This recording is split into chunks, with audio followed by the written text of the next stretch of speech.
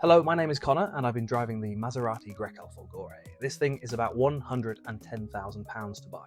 It has a 0 to 60 miles per hour in approximately 4 seconds. It packs 550 brake horsepower and a 105 kilowatt hour battery. This thing screams luxury from the inside and looks pretty nice from the outside too, but it's not perfect. Today, we're going to have a look at the vehicle, diving in from the outside, from the inside, and I'm going to let you know exactly what I think about it. Just driving the vehicle, it's really hard not to be impressed. This Maserati offers 4 different modes: off-road, max power, which is sort of like your economy mode, GT, which is sort of like comfort mode, and then there's sport mode. You can manually adjust the air suspension to fit all of these modes however you like, or there are dedicated sports and off-road suspension modes to pick from. When you put this thing into sport suspension, it lowers to the ground.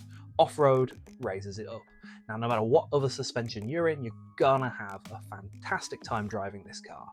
I probably spent the most amount of time in sport mode with the sports suspension turned on because that's where this car really shines, and honestly, you won't be disappointed.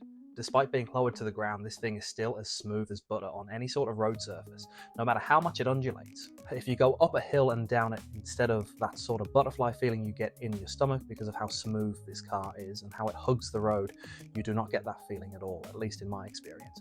Honestly, there are few cars I've driven that feel as nice to drive on the road as this one.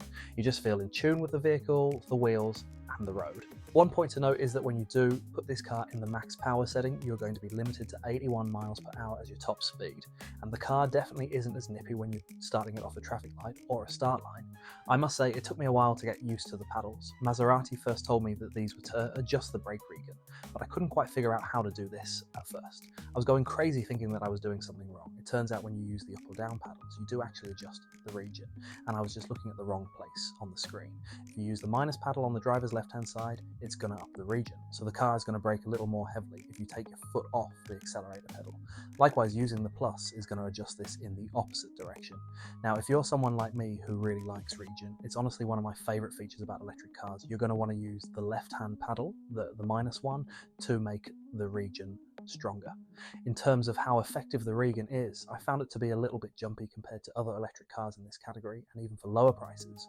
The car seems to want to brake very quickly when you lift your foot off the accelerator. This car is extremely luxurious on the inside and quite nice to look at on the outside. Personally, I love the copper badges on the exterior, and this theme continues on the interior, with detailing crafted from real copper. There's leather and soft fabric all over the interior of the car. You control everything primarily from the car's primary display, with a secondary display below it for your temperature controls and some others. There's also a screen in the rear for passengers. Sitting in this car is very comfortable even over long periods of time, and you can adjust the seat with lots of options. One point to note is that this car is quite noisy when you're driving on the road, something that Teslas do a much better job at combating. My biggest complaint has to be the battery. As I mentioned, it has a 105 kilowatt hour battery, and quite frankly, that's just not good enough. Maserati claims that on a 100% you can get approximately 240 miles out of this. They specifically told me that it's a real 240, not a pumped up figure as some other manufacturers might say, but my real world experience has been far from that. I was at around 85%, since in the real world you don't typically charge it up to 100% all the time. I drove 130 miles on a mixture of country roads and the motorway. So perhaps not the most efficient driving, but also not the most inefficient. There was music playing, the aircon was on slightly, nothing crazy, a sort of real world driving scenario. And in that 130 miles, we got down to just under 20% range, which is approximately 45 miles left. That's when you sort of start to sweat with range anxiety in an electric car. As I mentioned, that's quite frankly not good enough. 130 miles really isn't that far. I'm from the south and now live in the north. If I was to drive down south to see some family, I'd probably have to stop to charge twice in this car thanks to the battery inefficiencies rather than just once. Now, I imagine this is probably for a few key reasons. Maserati's going to have tried to make this car as light as possible so it can go 0 to 60 in about 4 seconds. But honestly, I'd rather a slightly heavier car at slightly slower speed, maybe tone down the BHP ever so slightly and get a few more miles out of this thing. This car does support fast charging. Every time you turn the car on or off, it will tell you just how long it will take to charge, whether that's to 80% or 100% with a fast charger or a normal charger, which is quite a nice touch in software. At a 150 kilowatt hour charger, it takes maybe 45 minutes to get from around 20% back up to 85%. So nothing impressive, but nothing terrible. though it's certainly not as fast as other fast chargers such as Tesla's superchargers. Now let's talk about the price. As I mentioned, this car retails for around £110,000. That's a pretty hefty sum compared to some other electric SUVs. A fully spec'd out new Tesla Model Y, for example, will cost you just over 60 grand. That's actually faster, but you could argue it's certainly not as luxurious on the inside nor the out, although I do really like those light bars. So where does that leave us then? We're looking more towards comparisons with BMW's higher-end EVs or some newer entries to the scene like the Lotus Emea. Honestly, I think that for £110,000, you can get a lot more car for your money.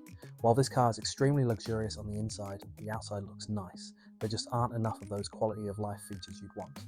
While the touchscreen interface and the software is actually pretty good for a car, it's not perfect. For example, on the steering wheel, there are no playback buttons, you have to do all of that on the screen. And for changing the volume, there's also no knob, only touch buttons that you can tap or swipe to jump up or down in intervals of 4. It just makes it feel like Maserati's trying to take stuff out of the car to achieve that luxurious minimalism look, but it's actually making things a little more impractical.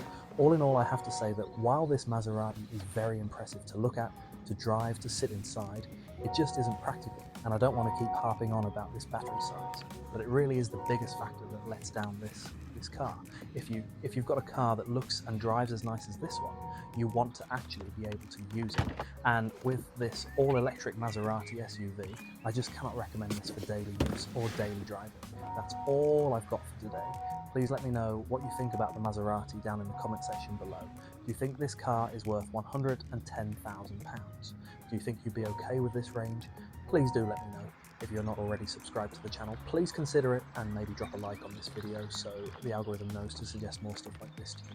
I'll see you in the next one.